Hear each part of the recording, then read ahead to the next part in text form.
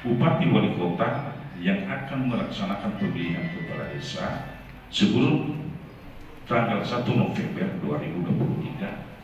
dan yang akan menunda sampai dengan selesainya tahapan pemilu dan pilkada serentak tahun 2024 agar melaporkan kepada gubernur dengan tebusan kepada Menteri Dalam Negeri. Berjaga dari Tuhan Yang Maha Kuasa atas limpahan kasih dan karunia-Nya kepada kita, sehingga pada hari ini kita hadir dan bertemu di ruangan ini dalam rangka membicarakan tentang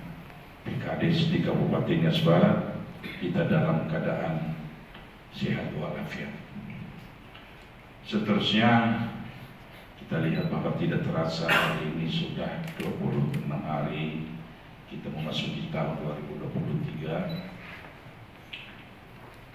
Kita bersyukur bahwa sepanjang tahun 2022 yang lalu,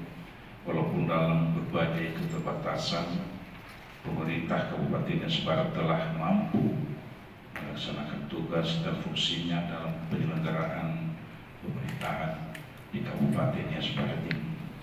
dan peningkatan kesejahteraan masyarakat Kabupaten Nias Barat. Sepanjang tahun 2022, melalui pelaksanaan program kegiatan dan kebijakan yang telah dilaksanakan pemerintah Kabupaten Nias Barat telah meraih berbagai prestasi dan penghargaan dari pemerintah provinsi, kementerian maupun lembaga sebagai bentuk apresiasi dan pengakuan atas keberhasilan pemerintah Kabupaten Nias Barat dalam menyelenggarakan pemerintahan, pembangunan dan peningkatan kesejahteraan bagi masyarakat kita. Hal tersebut dapat diraih karena dukungan dan peran kolektif dari semua pihak, baik lembaga legislatif sebagai mitra kerja kami maupun eksekutif, serta hasil kerja sama dan kerja keras perangkat daerah bersama seluruh jajaran ASN di Kabupaten Nias Barat. Bapak Ibu dan hadirin yang kami hormati, rapat koordinasi yang kita laksanakan pada hari ini merupakan tindak lanjut atas surat Menteri Dalam Negeri nomor 100.3.5/244/SY tanggal 14 Januari yang lalu, di mana perihal pelaksanaan pemilihan kepala desa pada masa pemilu dan pilkada serentak tahun 2024. Pada poin 4 huruf D, di mana surat Menteri Dalam Negeri dimaksud disebutkan bahwa dalam rangka pemilihan kepala desa agar melakukan koordinasi dengan Forkopimda, khususnya dalam menjaga kondisivitas dan stabilitas keamanan wilayah. Kemudian Bapak Ibu, dalam poin 3 surat Menteri Dalam Negeri tersebut disebutkan bahwa berdasarkan pasal 4 ayat 1 Permendagri nomor 65 tahun 2017 tentang perubahan atas Permendagri nomor 112 tahun 2014 tentang pemilihan kepala desa, menyatakan bahwa pemilihan kepala desa secara bergelombang dapat dilaksanakan dengan mempertimbangkan: pertama,